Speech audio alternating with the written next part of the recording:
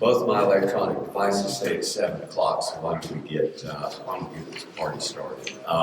It's good to see everybody. I'm glad you all have turned out on this chilly Tuesday night.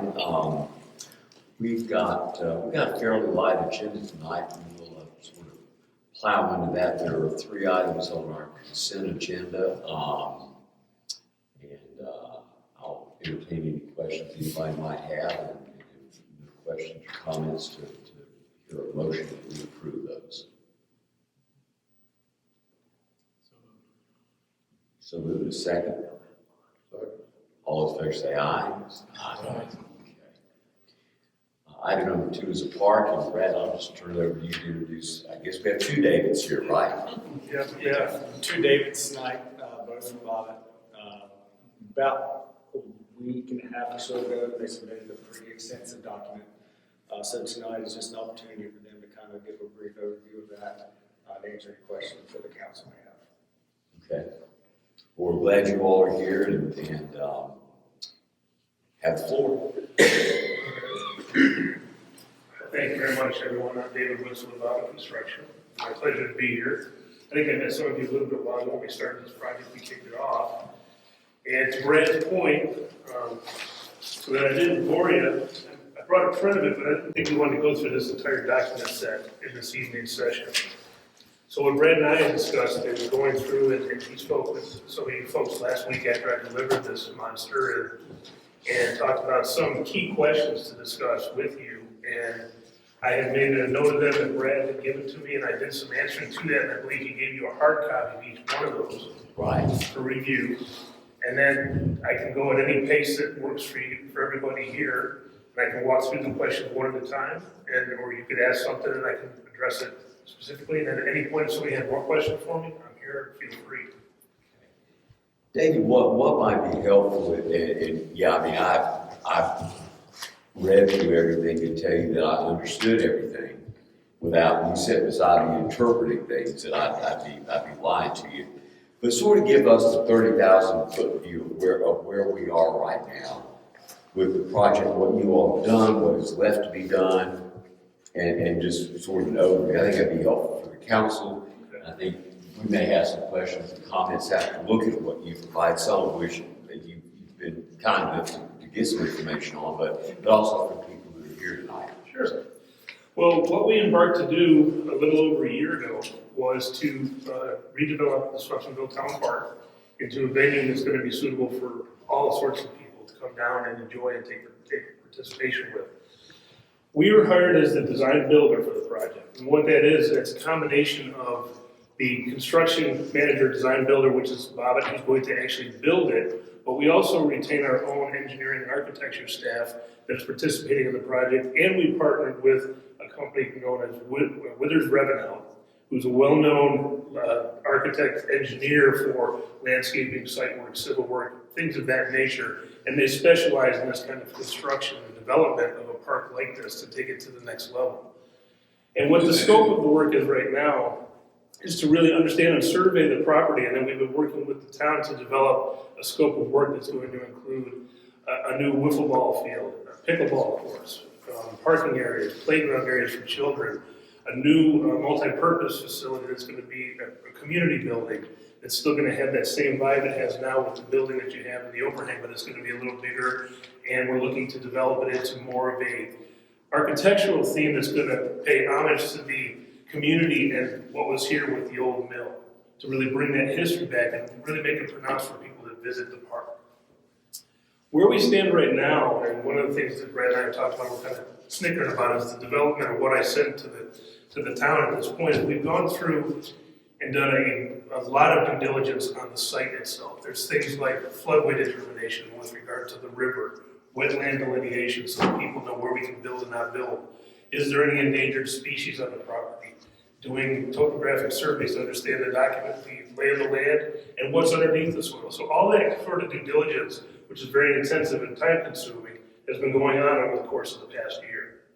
Along with that, our architecture folks and engineers have been working on schematic design. And when I say schematic design, that's the front and first portion of the project as far as designing and developing it. What it's done is allowed us to develop the initial concepts for the building. What's the building gonna look like? We're looking at a second building, which is a lower level restroom building, so that when people are down the hill at the park level, they don't have to walk up the hill just to use the facility.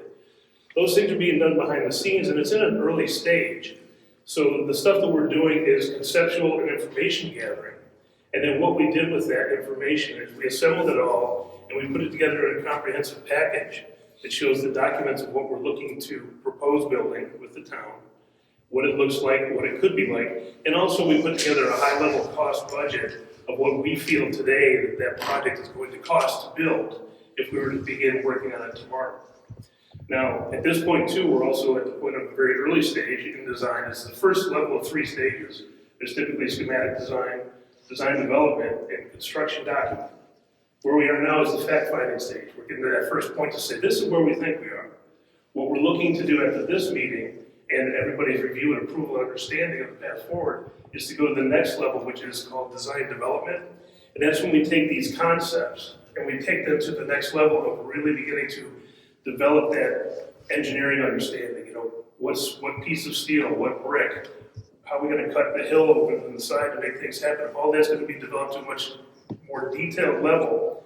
During that time, we'll be analyzing and checking the budget all the way through to make sure that we're staying on path with what the town and the town's community wants to have in the park and what the impact of that is going to be economically and monetarily. So we're working through that phase. When we get through that phase, we have a review session and have it approved, we moved into the construction document, which is where we put everything down to the pavement. We're running forward. We're getting things ready so that we can actually take the documents, develop them for building, but also to put them out to the public, the trade partners, so that we can competitively bid all of the trades to make sure that when we make the selection along with the town's participation, we're selecting the right trade partner to do the project and get the most economic benefit of those bids that come in and make sure that the park is getting the best bang for the buck. So that's the 30,000 foot level in a nutshell of what we are, what we have done, and where we're going with this. Okay, appreciate that. So I think everybody's had this for a little while, so we'll sit with it and go through it. What kind of questions, since we've got Dave here, what kind of questions would be helpful for him, or comments would be helpful for him to work through those?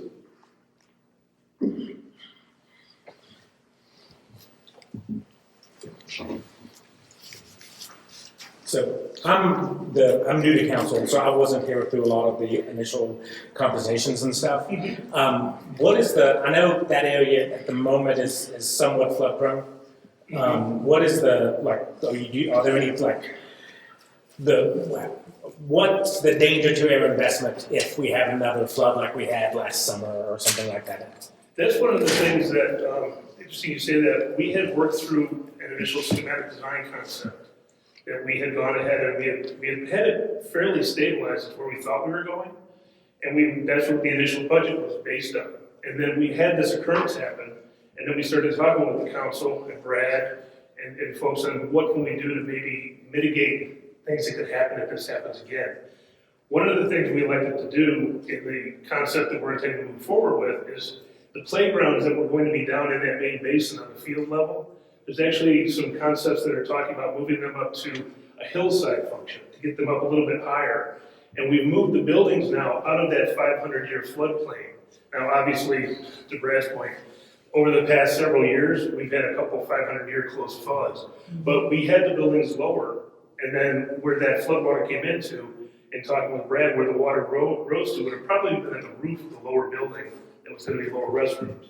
So right now, we're in the concept of moving those up the hill to get them out of that line. And when we did our due diligence and surveying, the records all showed us exactly where the 100-year line is, where the 500-year line is, where the floodway line is. So it gave us the parameters of where we can best build that.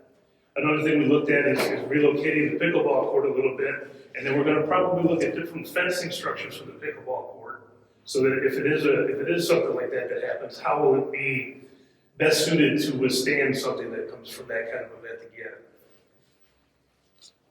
Well, something build into a question.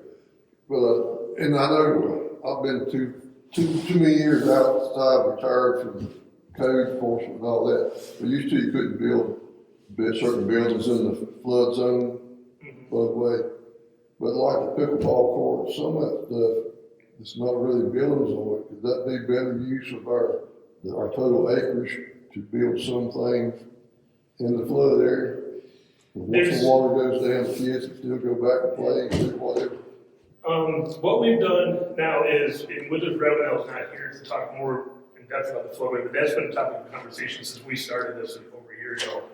And to this point, they've extended stuff into the floodway that can be legally and code-wise extended into the floodway, namely pathways and walkways and things of that nature, so that it can be utilized by the public, but it's not going to be intrusive on the floodway itself, and it's not going to be something that's be readily damaged in a normal everyday flood. Yeah, I think there's a bit of a background. Any of you who rode over to the park on Monday morning, July the 7th, saw a good part of that underwater as a result of the storm that came through here on that Sunday the 6th. And I think it was an epiphany for everybody that we needed to take into consideration, because on one hand, they talk about 100 and 500 year events and not to overreact, but it seems as though 100-year events are maybe happening in a little more frequency than they were even 20 years ago. So, what other kind of questions? I guess one of my questions would be timeline. What do we have a ballpark as far as, no pun intended, sorry, of when we can start construction once we pass through these first three initial phases? What we're looking at, and I had this discussion today with the Ravenel, who is our design partner, they're part of our design build team. And in looking at things, if we were able to get through all the conversations tonight, and then you can have the time to review everything, and we can get to the point of an approval to move forward sometime, say April 1st is the deadline target. It's not even a deadline, it's just maybe a target. We're thinking that we would be able to get out for bid for construction before the end of this year, as far as going through design development, which is about a 4-month process. And then the construction document process from the drawing standpoint is less, but it could be as much as 7 months based on how we get through the permitting of the floodways and things of that nature and the federal regulations. So obviously, the quicker we can get to the point of getting it into the field and we can get it submitted to those things, the quicker we can get it pulled in. And then once we get that ability to start construction, which ideally would be somewhere between January of next year, and I hate to say it, if it was a long way out, it might be April. We're looking at probably about 10 months to do all the perk builds we're talking about as of what we've got on paper today. And that's something that we're also working on for Brad and the town, is to develop that critical path schedule that gives all that documentation. One of the things that we've been waiting on is just to see where our design is falling with now, which now, based on our meetings in January, it sounds like we've really honed in on where we need to be. So we can start to develop that, and that gives you something that you'll be able to track as we move through it. Other questions or comments? Coming here. How far down the river are you talking about going? How far down the river? On the banks, well, on the side. We're not going into the river banks at all. We're keeping all of our construction. Part of the walkway that's going to go around the perimeter of a lot of the trees behind the ball field now will be cleared out to make room for some bigger areas that will be graded out to be multi-purpose fields for kids to play on and things of that nature. And then there's going to be trail paths that are going to walk around that, but nothing's going to get to the point of encroaching on the banks of the river at all. It's all going to be held back from that. You're not talking about the flood area that when it rains, when the river gets up. The only thing we would put in the floodway, which is that area if we get a normal rainstorm where you'll see the river crest, that's really just going to be walkways. They're going to be pathways for people when it's nice and they want to do a nice day walk. They can walk around the perimeter of the park. Or kind of cement, rock. Like a sidewalk type deal, yeah. We haven't definitely come to the conclusion of exactly what that material will be yet, but that is the intent, to have some level of groomed walkway that can travel around the entire perimeter so that people can do that. And we're also looking at potentially having some nature trails into the woods that would just be part of the woods, and if waters came up, it wouldn't hurt nothing because that's nothing more than an area that's cleared out with a little pathway. And there will probably be times when the town will close the park during the threat of flooding, that sort of thing. We'll have to close the park.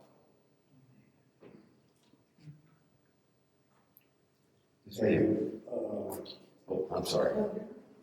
Past the outfield at the ballpark, and left field, how far down that way you go? I don't know exact feet, but it will be cleared pretty close, as far as the trees, it'll be cleared pretty close to the river edge. And then there's gonna be grass, and the outfield will expand, beyond bigger than what it is right now, to make a bigger field, almost the size of a small soccer field. But it's gonna be more than a very unique decorative thing. It's not gonna be like a soccer field sitting in the middle of the park. You think you're gonna be enough people to come and justify doing that? As far as the people that are gonna use the park, Yeah, people come to use the park, yeah, you think? I think so. I was gonna say it might be good, I know that John and Travis were involved with the sort of the planning committee and did some surveys and things, and Brad, you jumped into that, you all did some due diligence on what people wanted in this park. And can you just summarize what they told you? Yeah, so I think the pickleball courts are something that would be in favor. And I would just say this, thank you so much for providing the questions and the comments or questions that we have here. And as I was reading through this, my biggest concern is I know it's going to get expensive and things aren't going to get cheaper as time goes on. But one of the things that I want to stress to the council is to be mindful of the cuts that are made, because I don't want to cheapen this project and lose whatever competitive things that we bring to this park, because we do have several other parks in the area, and I want this park to be the best for the people of Swepsonville, because it's in an area, once again, that's historical. We knew when we started this project what we were getting ourselves into, what it meant to this community, and we want to provide the best that we can for this community. And we don't want to cheapen anything in this park. So as far as my stance as it is today, I don't want to lose too many things due to the cost. and that's one of the things I've expressed to Brad, we as Bob have expressed to Brad, is that we're extremely impressed with the consciousness that the council has approached this with. And, usually you get a project like this and people are like, go, go, go, go. And with you folks, it's been anything but that. It's been very methodical, very understanding, and it's been with very good purpose. And the good purpose is you want to do this once, and when you do it, you want it to be a legacy that everybody's going to get benefit and enjoyment out of. And we love to be a part of that. And that's one of the beautiful things about the design-build process, not just to sit here and try to promote the delivery method, but you're working with one entity, the design builder, and we're working for you. And in my role at Bobbin, I'm what's called the integrated project leader. And my job is actually to be your seat at our table, to make sure that we're all cohesively coming together. And the design build gives us the opportunity to talk about things, to analyze the budget, say, hey, Brad sent us many things. Hey, I saw this. What would this be like? And that's what we want to do, because at the end of the day, we want to walk away with something that everybody's proud of. It delivers what it needs to do from an attraction standpoint, and it lasts for a long time. John, do you have anything you want to add? Because you were on that committee that worked with the survey. I know a lot of the surveys that we did, and a lot of discussions that we've had with people is to try to come together with a park that serves everybody, from little kids to senior citizens. And with the space that we have and what we're dealing with, I think this is a pretty good plan. And I think to speak to your question about people using it, obviously there's no guarantee of anything, but I think to the extent that we did a community survey, do you recall off the top of your head how many responses we got, Brad? Not off the top of my head. Okay. But we did a community survey and asked people what they wanted in that park.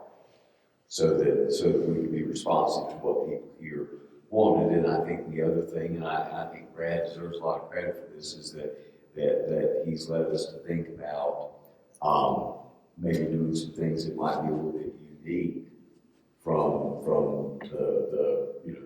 the great park right over here on Jim Liner Road, to have some things maybe that would be offerings that would be different. And to my knowledge, we're at this point, we're as close to pickleball court to Swepsonville. City of Burlington, probably.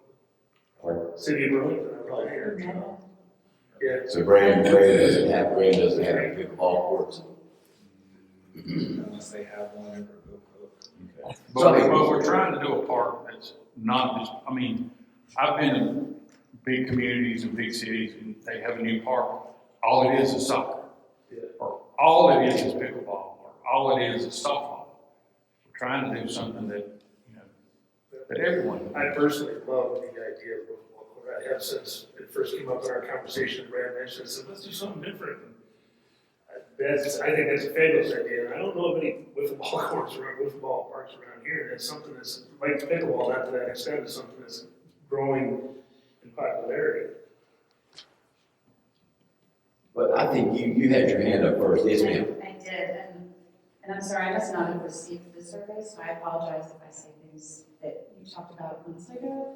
But I have two questions. One is, I know you're going to take down trees to expand in certain areas, and I was just wondering if there's going to be some more intentional natural parts of the park, whether it be like pollinators or, are we going to be giving back and planting some intentional spaces to include the nature that way? And then on the second part is, what about runoff into the river, like during construction and even afterwards? I don't know, I assume with parking there may be more paved spaces. Now, I don't know if that's for sure. What is going to be the due diligence to make sure that the river doesn't become more contaminated with construction? As far as the plantings, Women's Revenue, they specialize in this. I don't have the whole details because we've not fully developed it, but anything of that nature would be brought into conscious, forefront in order to make sure that we're doing it responsibly.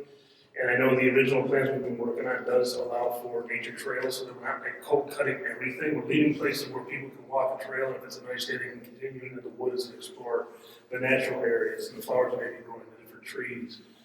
As far as the contamination of the river, working in this environment, that's one of the strictest, probably the most strict thing that we have to be accountable to. We have extensive erosion control measure plans that are put together. It's, everything we can do, it's not only mandated by the state, but Bob consciously does it as a normal practice to make sure that we have the silt fences up, we have the temporary sediment basins put together, we control the flow of water from our construction site to whichever direction it's going to go, and as we all know here, it's probably going to go to the river. During the construction, we'll have all those barriers and measures in place. We monitor them constantly. If we have a major storm event, the first thing we do the next day is we get out there and we investigate everything to make sure that it's in good shape, nothing damaged happened. If it did, we replace it then before we even get to work on the rest of the project. That erosion control barrier is what's most important to us. As far as the development of the project as a whole, we do have grading techniques that are going to allow and direct the water to a certain location, which is a biocell. And what this biocell does is it brings the water, storm water, into this one location, and it allows it to filter down through the soil, so that when it leaves that, it will be going out fresh and clean if it runs into the river. It's been treated for any kind of pollutants, toxins, and everything else, so it's not going to change the river in any way, shape, or form. Does that answer your questions? And did we address your questions? I will get to you in just a second, but let me just make sure, did we? How far down the river are you gonna have a walkway? Are you gonna go to the dam all the way down? It's not that big, no. Yeah. Could you describe it better than me? So the whole lot is about 18 acres. And so right now what's cleared is probably around 5 or 6. The area that they're talking about probably clearing off to expand the open space, maybe another acre or so. So that would give 11 or 12 acres that would be tied back in there that will loop in as part of that nature trail that they're kind of referencing. Well, some of the Indians camped on some of that land. If, I would imagine, I did not know that personally, but with all the reports that we did as far as investigatory, get information gathering as far as everything that's happened in this property, if anything like that was something that we need to be aware of, it would be in those reports. I can't say that I've been through all of them 100%. Well, years ago, a man had grown wheat or corn or whatever in a dairy. And every time he plowed to plant the other food, you could go down there and find arrowheads. And it would probably happen again if you. It may, not knowing exactly where that is, I really can't pinpoint whether our plan addresses that, but to Brad's point, the extension that we're doing is not a gigantic amount of space beyond what's already cleared out with the ball field itself. And I think probably an opportunity to extend those trails is going to be going up the river because toward the bridge on Swepsonville Road because we own the property along the river there to the pump station and then into the Virginia Mills property. And we've talked about when we develop that mill property that we feel like trails along the river there will be very attractive to people. And the opportunity, we've already got the ability to tie the ballpark in because we own that land. Whereas if you're going south toward Saxon Hall on the river, we don't own that property, beyond the area that Brad described there. So that makes sense.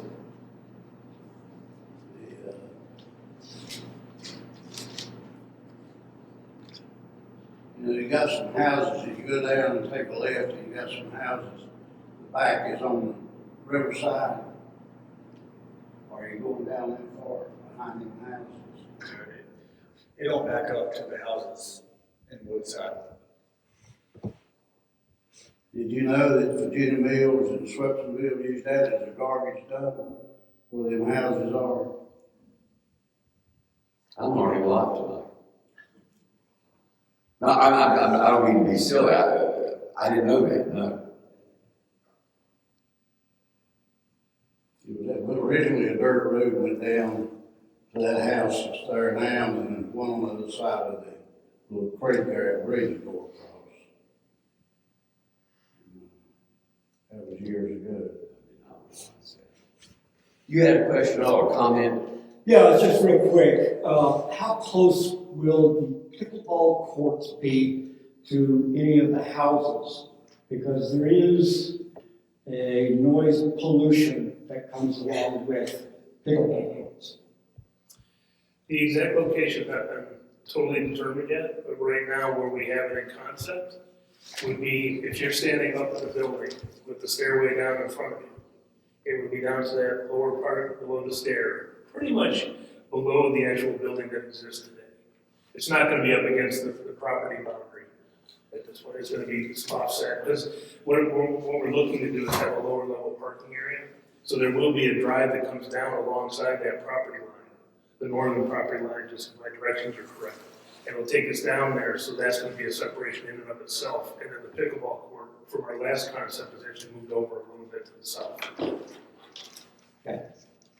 Sort of building on the noise complaint question, I know there's budget line items for solar pack lights, and then there's line items for just lighting in general.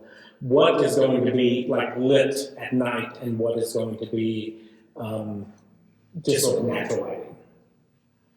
Like on the pickleball court, it's going to be like lit where they can be used after dark or not? I'll be honest, right now, we have electrical lighting allowance with outdoor lighting in consideration, but we haven't discussed it to that level as far as what's going to be. There's going to be big booming lights this year. We don't know.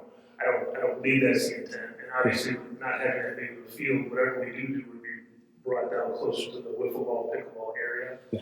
But that's not 100% solidified yet. As we move forward with it, it'll be exposed that this is what we intend, so that everybody can review and understand it. Well, when you make a walkway up river, how far can you go? The one that's being talked about potentially would be a connector that takes us along the river up to the mill. But that right now is kind of like a future thought. That's not something that's happening right now. We're focusing on the area that was the old ball field. and actually expanding it out around it to the south and to the west towards the river to give you a little more umbrella space that's open space. That's really the extent of it right now. Power plant there had, where the water run the turbines out and made a creek. And I hadn't been down in a long time to see it. I don't know how far it is. Yeah, right now we're pretty staying fairly local to that existing wall area that's already cleared and expanding a little bit towards the south and west. And that would be something I think that we dealt with because that power plant is up there within the Virginia Mills property we're talking about, sort of a separate development plan. Right. Yeah, I think we show anything in that area as being a future idea, like it's being done right now. Anything else? Well, David, I really appreciate you coming and David too, and talking, and just to kind of let you all know where, you know, how things will move forward. Like I said, right now we feel a little bit like we've been drinking water out of a fire hose. It's been helpful to have you all here tonight. But I think the next step is to sort of, continue to do some due diligence on those schematic drawings. And once we get to a point where there's a consensus on this, then we're going to put those on our website, and it's going to be a matter of you can access those and look at those drawings and the schematics and the layout and so forth and so on. That all those things will be made available to the public once we've sort of gone through this due diligence process that we're in the process of. And we're definitely at your disposal. We'll furnish you anything that you need with our assistance to make that possible at any point in time. Is there anything, David, that we should have asked you that we didn't?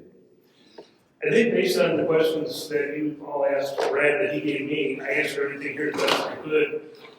David over here came into my office and tapped me on the shoulder to slow me down. This should have been another 100-page document if I kept on typing. So it's Cliff Notes, a bridge version. Anything in here that I didn't answer, feel free to, through Brad or directly to me, just let me know and I'd be glad to answer it. So is that the county manager coming or city manager coming out? Both, actually, both sides. Well, we really appreciate you all coming. Thank you. Absolutely, our pleasure. Okay. All right. John, guess what? I'm sorry. Are they through with the waterworks, what they doing, drilling across, messing the pavement up, are they through with that? Well, we're about to get a report from our engineering firm, and John, if you don't have that on your agenda, if you can stick it on there for us. I do.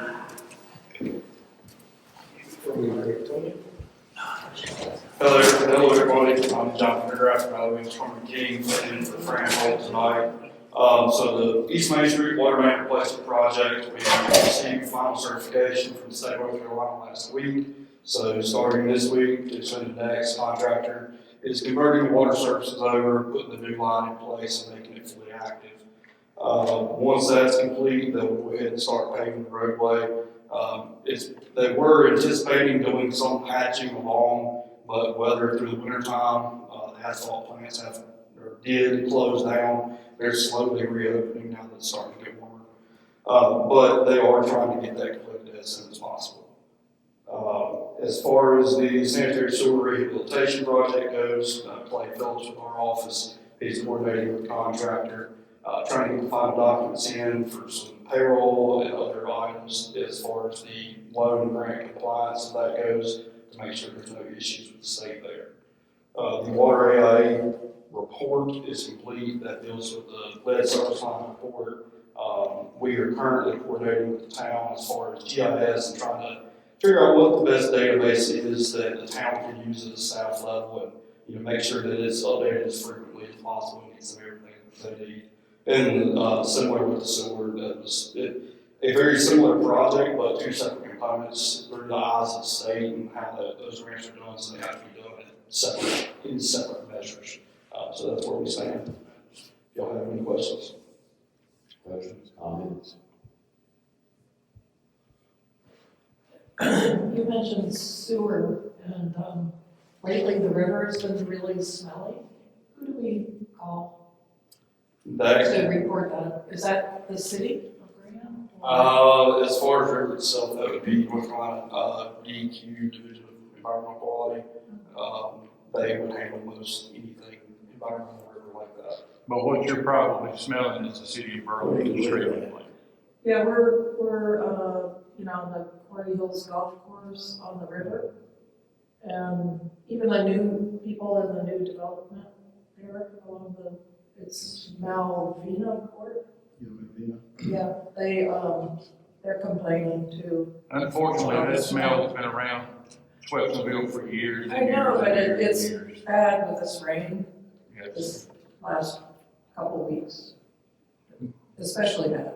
And then it's, What's making the odor? The treatment plant, Where So at? that's city of Burlington. Burlington.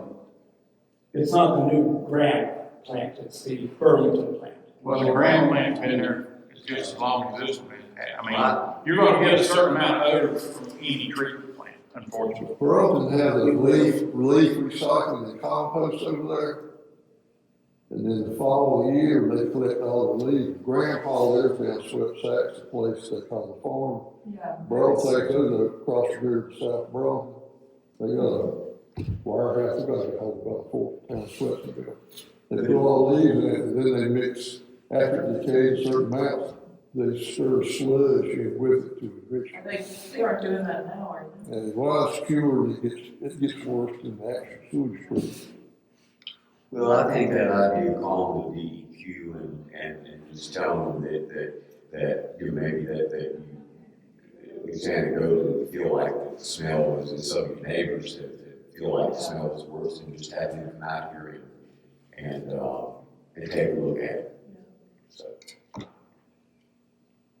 It's just been going on for years. I mean, so it's like a time frame, like early spring, because we moved out here last year. I didn't really recall the smell when we moved out. A lot of it is weather related.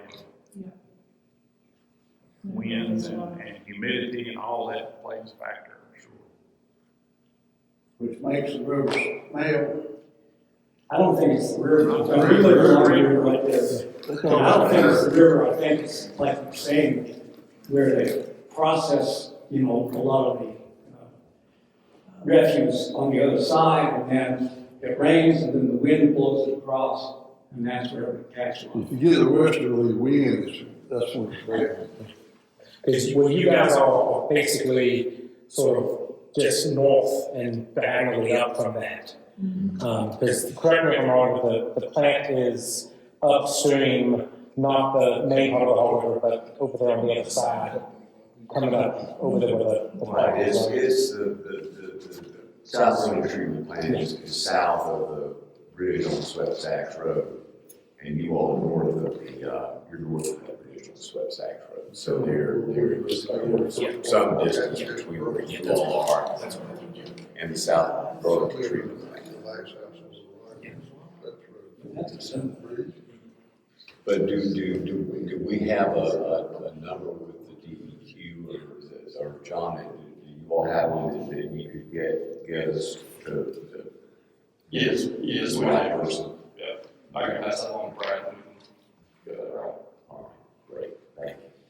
Appreciate it. You got any administrative report? The only thing I've got is the project manager for the brownfields application. They are in the process of finishing their quality control report. They'll have to conduct their own risk calculations. Once they do that, we'll do, if they'll make the final determination, any additional assessments need to be done. So hopefully in the next week or two, we'll be getting that information to know exactly what type of conversations we could have with the environmental consultants or with DEQ. Okay. All right, good. Public comment time. Does anybody have anything they'd like to bring before the council tonight? Yes, ma'am. I'm Martha Benke, and this is my neighbor, Keith Hoyt.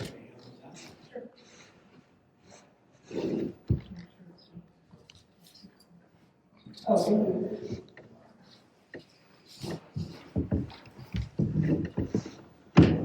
so we live on Quandary Trail, which part of it leads to one of the pump stations. It's the Quandary Trail Pump Station, number 52. Is it got a number or something? I don't know. But we've always had a gentleman's kind of agreement that we started with the old mayor hearing to sort of split up maintenance of the road. And I believe we have sort of a gentleman's agreement currently that the town is maintaining a road from where it becomes a gravel road from the cul-de-sac to the pump station area. I say area because there's a lot of washout that might happen on occasion. And so we're asking, the Waitson and the Bankies are asking if we could formalize that agreement so that we don't have to like work through historical administrations. And then our second concern is addressing this culvert that's on the way to the pump station. When the developers were working on that whole, it's this whole, hole 6. The old hole number 6. I didn't play golf, but, that whole area there, they had heavy equipment coming, I mean, really heavy equipment. It wasn't just backhoes, it was big equipment. It was earth movers. Yeah. So they were going Their tires were actually wider than the road as they went across this area. So a long time ago, and I did bring up this concern that, and believe me, we have talked to the developers and the construction manager. And so this is sort of, we've tried to deal with it ourselves, but it just hasn't gotten anywhere.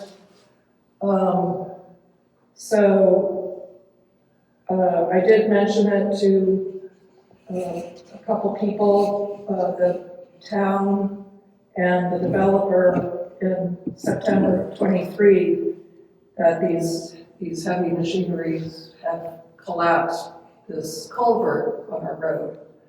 And so it floods there.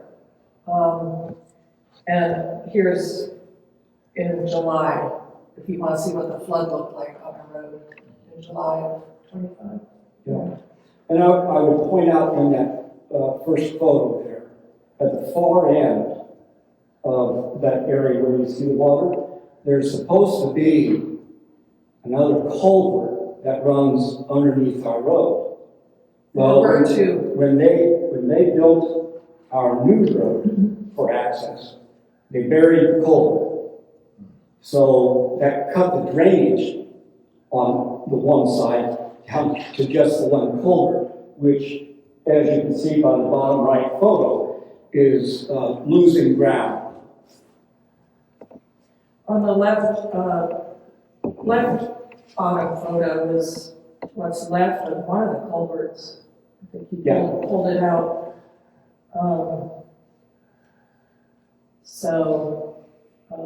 We're hoping that maybe between the town, us, and the developer, we can improve that.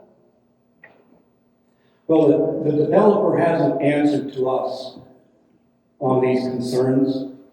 We have And since the town has access all the way to the pump station, they have a concern in this also. They have a part in this. And so we're hoping that maybe the developer will, pay attention to when you ring their bell.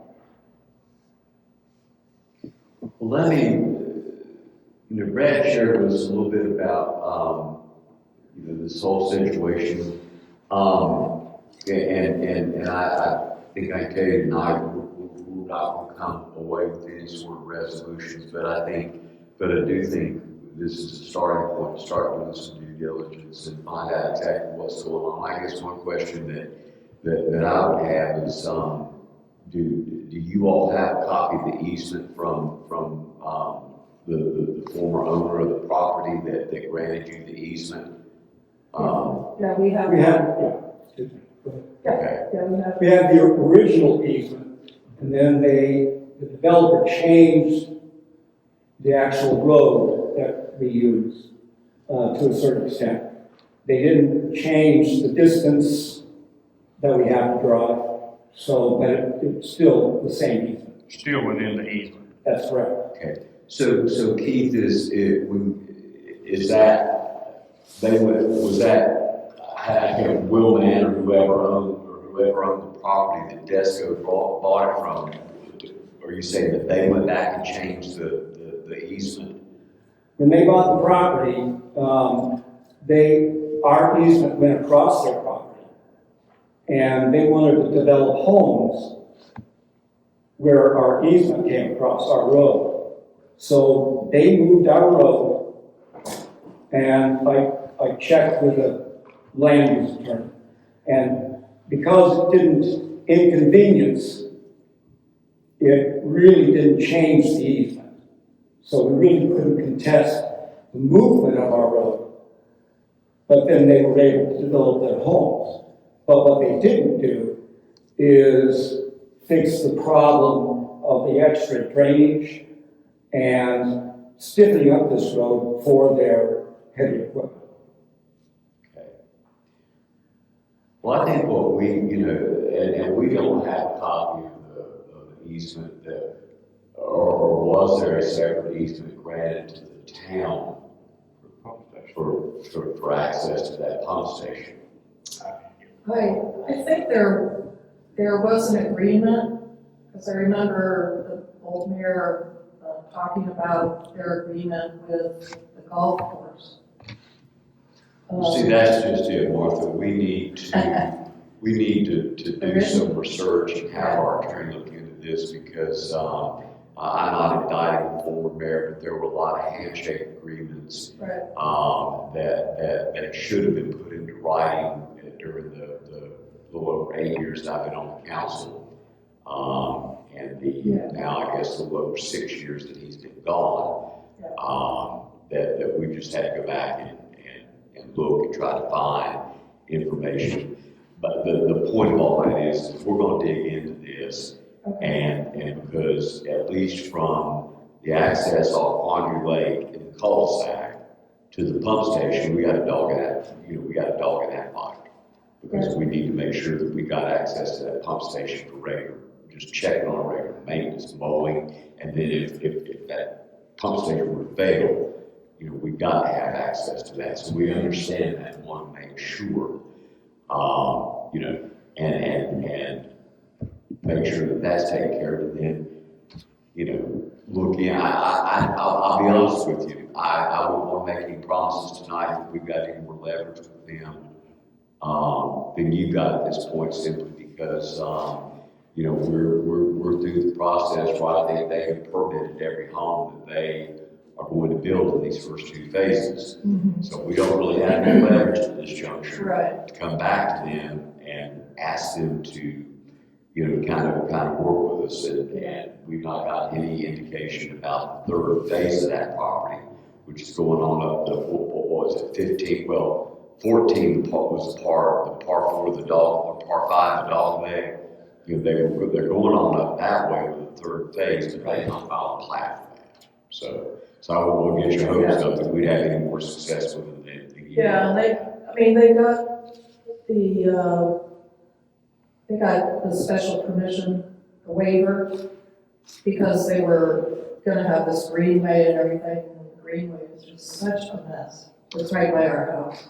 Well, and I think we addressed this in an earlier council meeting, is that once that project is completed, that's then where the improvements like the walking trails and things will be done, and they are bonded on those.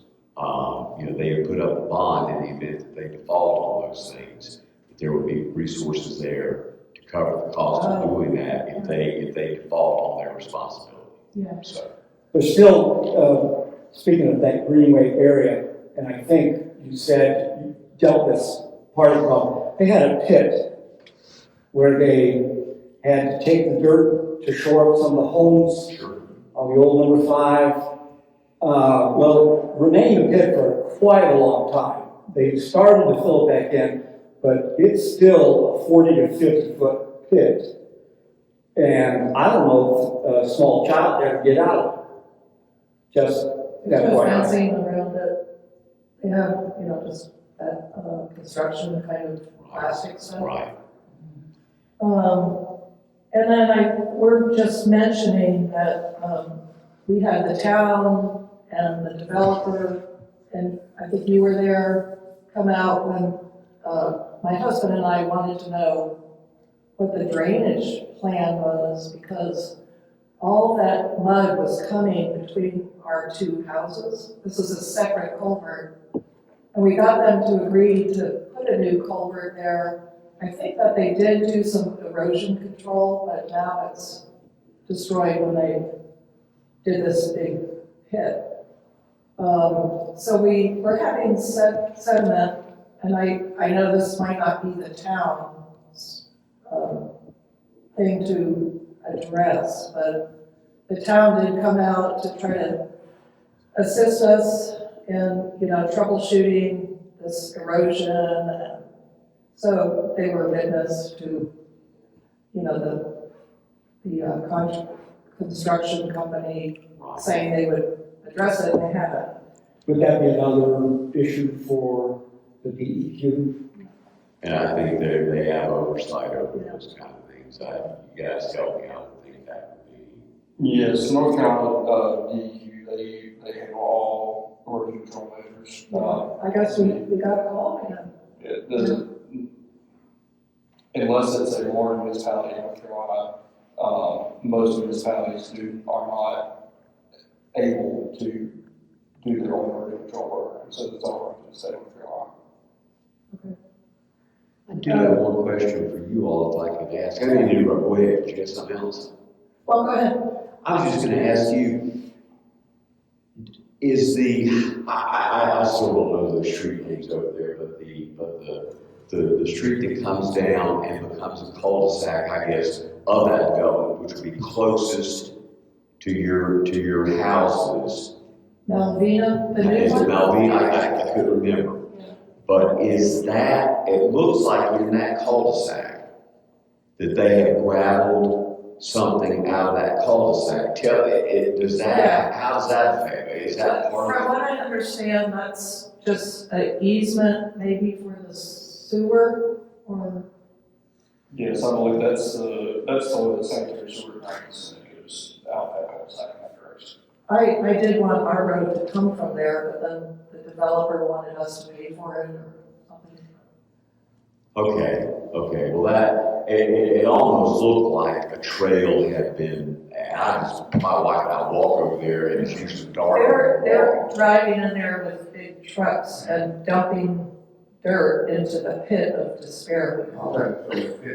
Okay, all right. Well, I've never walked down there, so It's a giant. It is. I walk down there, not often, but a couple of times a month. It's a big culvert. Okay, well, then we can take a look at that and certainly ask the EQ to take a look at it, make sure they're in compliance with where you are down the hill from where that is. And that's addressed. And then Okay, this last, we just have some other concerns that we just want to bring to the public, not necessarily the town's problems.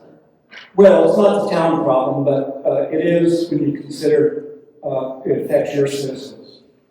And that is the old dam, the quarry that is on the property of the developer and is now the homeowners.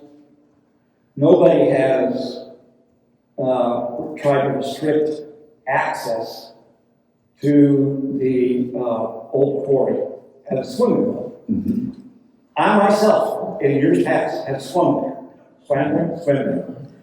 But I worry about some small kids going back in there and having a problem that they can't deal with. And in years past, we've had problems with teenagers going in there. Now, I think that's been dealt with because their access, they can't get their big trucks in there. So that's one of the concerns, is just the safety of the people who might go back there. I mean, it's a great place, but it's just unsupervised and there's no, you know, it's a great place, but it could be an unsafe place. And then the other thing, this one is right next to my house, the old maintenance shed for the old golf course is right there. And they've had, I mean, if you go inside, it's an EPA problem with all the oil that has been spilled. And they've got a couple of locations outside where the old diesel was stored. Now, because kids have been going in there, it's all broken glass, sharp metal, and there's a lot of those kind of problems. There are pallets of bags of lime. There are now bricks of lime. I don't know if that's a concern. Can I get my trailer down there? Yes, you can. So, you know, you know how kids are. They're going to go in, they're going to play. You know, I've been hurt quite a few times by being in the wrong place, doing the wrong thing. Well, again, I don't want to sound like we're kicking the can down the court, but I don't know how much of that part of that property has been turned over to the HOA for the developer. Does that old maintenance shed, does it belong to the developer? Well, they bought off the property, so I'm assuming that Desco So owns. liability to turn over to. Turn it over to the fire marshal's office. Well, I was going to say, again, if you've got the DEQ looking at something, if there's issues with contaminants in that building, I just say, why don't you just walk down the hill and take a look at this too? Yeah. Okay, and I just brought it to your attention because I believe that, yes, maybe Desco's responsibility to deal with it. But again, for the people in the area, for the kids in the area, I think somebody from the town needs to say to them, you need to protect this. So, and then the thing she was just pointing out, you know, the dam from between the old 7 and 8, the big lake there, that is reaching a critical stage. It's an earthen dam, and trees have been allowed to grow on the side of it. Tree roots weaken an earthen dam. Sure. Now, I've talked to the developer. He says, oh, that's now a homeowners association problem. But there again, I have not had a chance to talk to the homeowners association, but it's an issue. And it could, at some point, be catastrophic if it were to give way. And I have been in contact with NCDEQ about that. They say, yes, we know about it, yes, we're looking at it, but that was 3 or 4 years ago. As far as I know, they haven't contacted the homeowners or Desco about it. So just fill you in the blanks. Sure.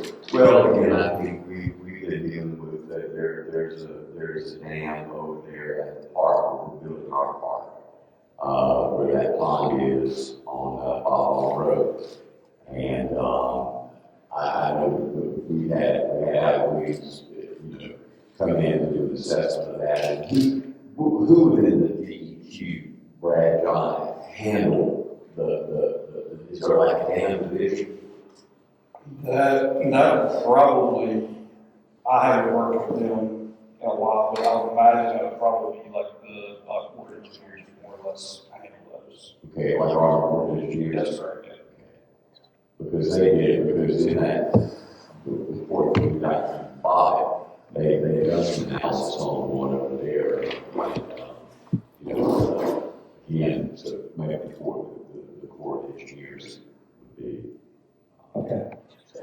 So according to the county GIS, the maintenance shed is currently owned by Desco, but the property that includes the dam looks like it is owned by the Quarry Hills Community Association. So, Now, I don't know if that's the homeowners association, community association. that's Okay. what I would assume. There used to be a homeowners association for developed Stowe Golf Course at one time. They didn't do anything. They had no fees or anything. But I'm wondering if that's what the name title is. Well, the current, like Crescent and Quandary currently do not have a home. The old golf, because I live on the corner of Crescent and Quandary, that old area, there's no homeowners association. The homeowners association that is in its present form is only the new constructed areas. And I will say about the quarry, I've been there 4 years now. Access to the quarry every year has gotten kind of more and more difficult. So I would assume that there'll be a lot less foot traffic than there used to be, because I used to be able to walk down there in, 15 minutes, and now you have to go up and around and through tall grass, and it's just, It's not easy. it's not easy to get to anymore, no. But if there's something we can do, I mean, I don't know if, when I was at age, that I like to pay attention to trespassing signs, but I mean, that's, I mean, obviously, that's why you have recorded. Absolutely, something would happen if they didn't do everything they could to try to stop that, so. Yeah, yes, sir. I'm a homeowner over at 240, and my understanding was when they finish phase 3, that's when they're gonna pass off to the homeowners per se, but that's what we're still having calling all the shots. We have a homeowners association, but we don't have a homeowners board, or I guess we'll call that, put together to represent the homeowners. If they're represented by a homeowners association, but that's what still call all the shots. So we have questions ourselves too, so until they finish that phase 3, they kind of. you can have a homeowners association that all of the voting interest is still in the hands of the developer, even though they're sort of a separate entity. So. I'm talking about sports liability and stuff like that. Like, it might be a concern of the homeowners, but we kind of got our hands tied, but we're trying to get a hold of the developer. We're trying to have a more frequent homeowner meeting versus just once a year right now, because stuff come up and kind of like then have questions, but who do you call, who do you get in contact with, and how soon you're going to somebody like to do anything about it? It's kind of how about Here's control right contact now. that you dealt with the current homeowners association. We've not dealt with them. That's a special company advantage. Yeah, it's now, it used to be Slatter, but now it's, PPM. Raleigh, I think it is. It's yeah, here it is. PPM Community is the, new HOA. Management. So Slatter ended their relationship December 31st. And then PPM picked it up. So I think the relationship is with the Desco, the developer, and PPM, which we did have a meeting with the developer, I think it was back in October. It was in October at the Grand Center. We had a meeting with him, a lot of homeowners came out, but we have not had a meeting, and Slatter was there as well. But we have not had a meeting with him yet. I mean, you can call them or whatever, but we have not had a meeting with them.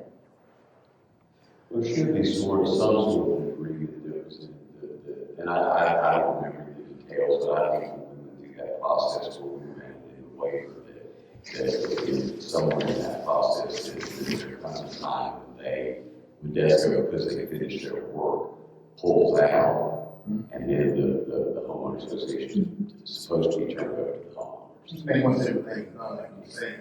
You get everything done, walkways, pickleball courts, and greens, and yeah, exactly. That could be another He is.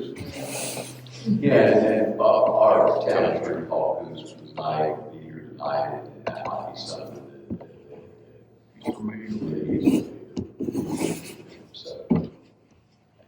So if I want to follow up on, our request to formalize the road agreement, should I just, how can I find out status of that?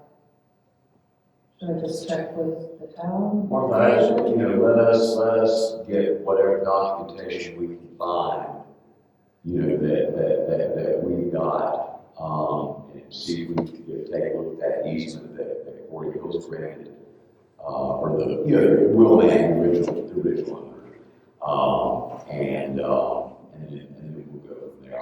I mean, we certainly have vested interest in making sure that we got access to that pump station. So. I think you all have my email. I can resend it or something.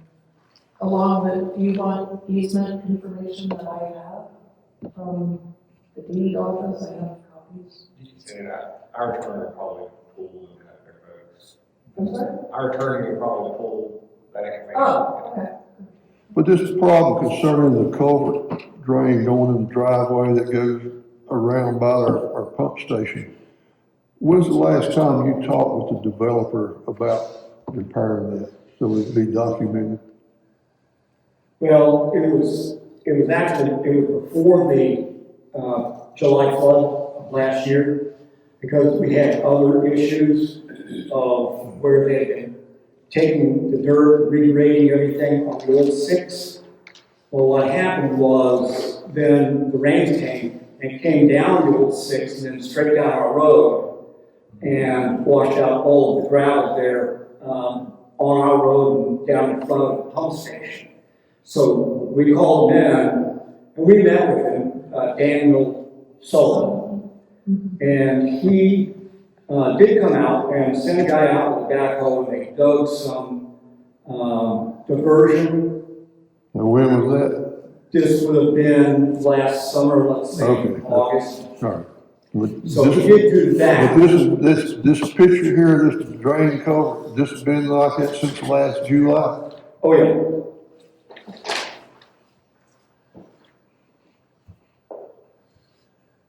And if you don't have a picture of their trucks driving over, they may say they ain't admissible in court in a lawsuit, but the thing is, they're the only people with dump trucks driving in there. So it's hard for them to deny they're not the ones towing the road up. Pictures of But the machinery, they were accessing it, right? That's how they drove from the old clubhouse. They were driving on our road and going up past the pump station and going up the hill. And then they would go into that area that they were moving. while our town manager's working on our end of it, you need to make contact again with that developer about, you talked to him last year, when's he gonna repair Well, and I did and document it, so. I did send an email concerning the meeting tonight to let him know that we were going to be here to discuss these issues, in case he or anybody would like to attend, and obviously.